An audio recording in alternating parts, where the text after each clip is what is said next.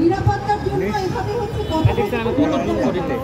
কারণ আমাদের এই যে এত বড় একটা গণঅভ্যুত্থান গেল, আমরা বারবার বলেছি আমাদের গণঅভ্যুত্থান শুধু স্বৈরাচারের পতন না, আমাদের গণঅভ্যুত্থান বাংলাদেশের যে রাজনৈতিক কাঠামো, বাংলাদেশের যে সামাজিক নিরাপত্তা, প্রত্যেকটা কাঠামোর একটা আমূল পরিবর্তনের জন্য আমাদের গণঅভ্যুত্থান।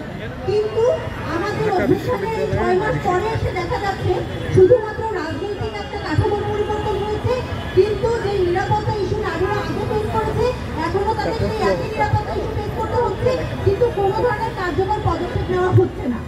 আমাদের বারবার মনে হয়েছিল যখন জুলাই আমরা আন্দোলনে নেমেছি, আমরা মিছিলের সামনে থেকেছি, আমরা হলের তালা থেকে রাস্তায় বের হয়েছি, আমাদের নারী শহীদ হয়েছে, কিন্তু আমাদের জন্য একটা সুইটেবল পরিবেশ আমরা এখনো পাই নাই। আপনারা দেখবেন যে গত এই যে 72 ঘন্টায় কতগুলো ধর্ষণের ঘটনা ঘটেছে। এই যে ধর্ষণের ঘটনা দেখি বারবার মনে হয় আসলে রাষ্ট্র কাদের জন্য কাজ করে, আমাদের জন্য তো কাজ করে না।